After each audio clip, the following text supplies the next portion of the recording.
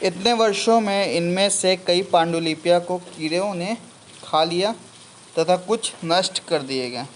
अब जो पत्तों पे या फिर छाल वगैरह पे जो लिखी जाती थी पांडुलिपि, वो क्या हो जाता था, उसमें कीड़े लग जाते थे और उसके वजह से वो नष्ट हो जाता था, ख़त्म हो जाता था। फिर भी ऐसे कई पांडुलिपि आज भी उपलब्ध हैं। आज भी बहुत सी पांडुलिपियाँ उपलब्ध हैं, मौजूद हैं। प्राय पांडुलिपियाँ मंदिरों और विहारों में प्राप्त होती हैं। ये मंदिरों में मिलेगी और विहारों में भी मिलती है। ठीक है।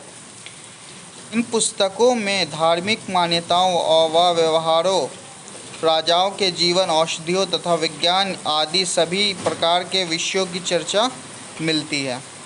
इस पुस्तक में पता है, इस पुस्तक में धार्मिक मान्यताओं, ठीक है, व्यवहारों, ठीक है, और राजाओं के जीवन, औषधियों, दवा वगैरह और विज्ञान, इन सब विषयों की जानकारी मिलती थी।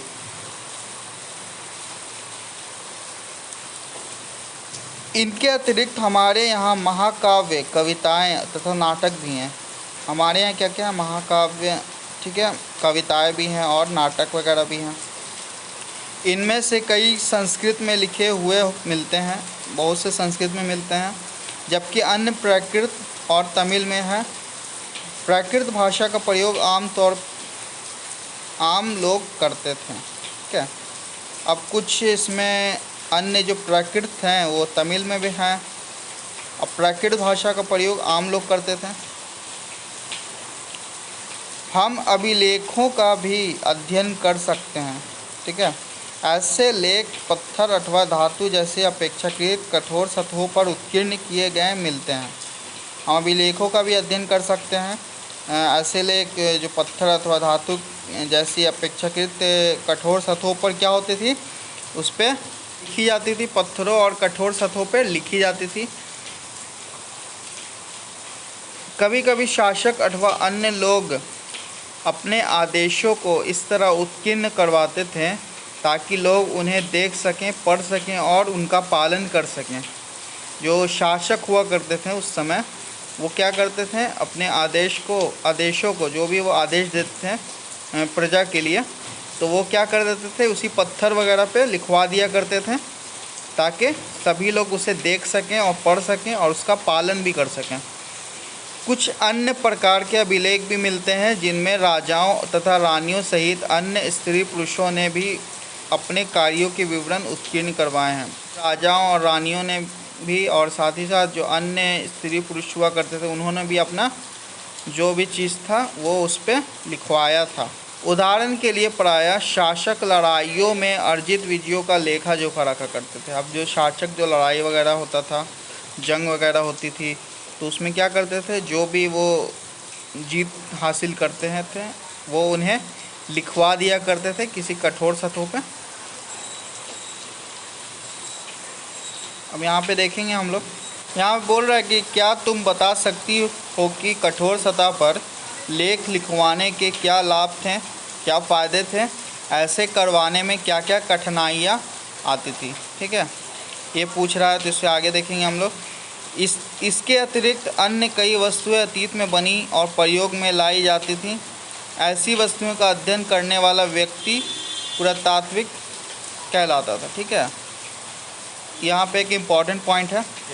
अब ये सब जो भी पत्थरों वगैरह पे जो लिखी जाती थी, जो भी चीज़ें जो लिखी जाती थी कठोर सतहों पे, तो उसका अध्ययन जो करते थे ना, उसको जो जानने वाले होते थे उन्हें पुरातत्वविद, ठीक है, पुरातत्वविद कहलाता है, उसे पुरातत्वविद कहते थे। अब पुरातत्वविद पत्थर और ईंट से बनी इमारतों के अवशेषों, चित्रों तथा मूर्तियों का अध्ययन करते थे।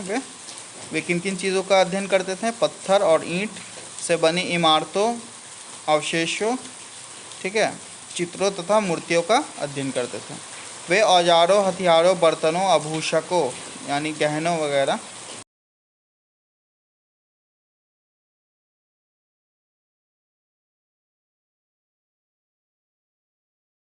तथा सिक्कों की प्राप्ति के लिए छानबीन तथा खुदाई भी करते थे।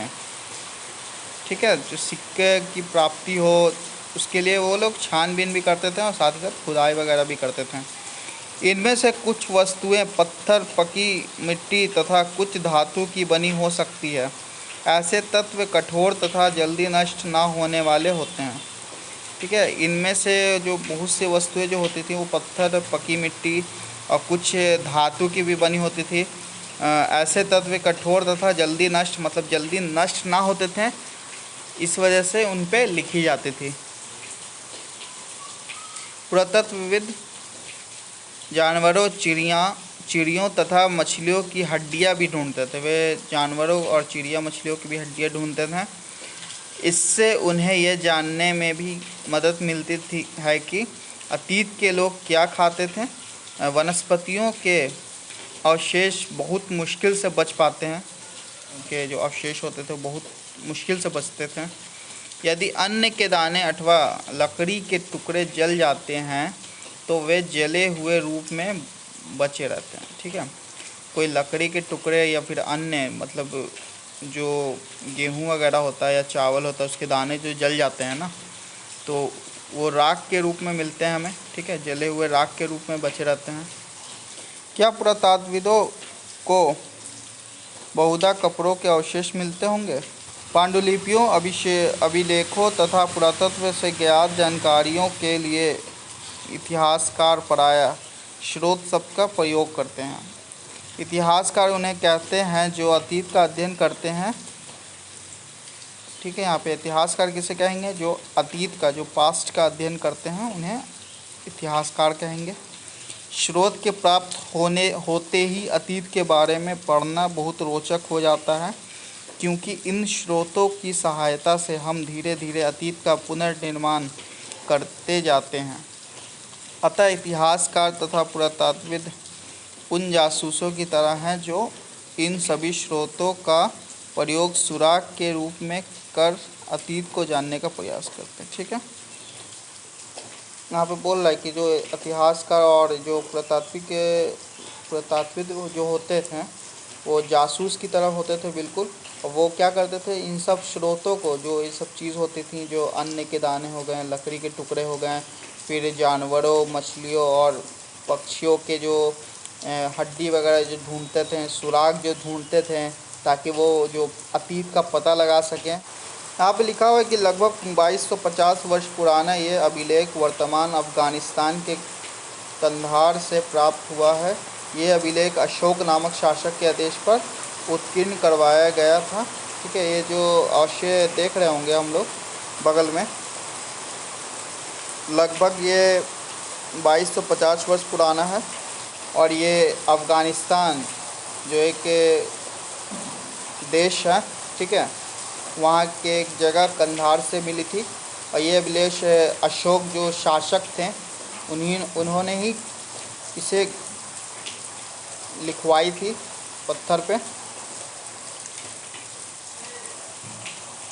अब बोल रहा है कि इस शासक के विषय में, जो अशोक है, इसके बारे में हम लोग अध्याय 8 यानी क्लास 8 में हम लोग पढ़ेंगे, अच्छे से डिटेल में पढ़ेंगे।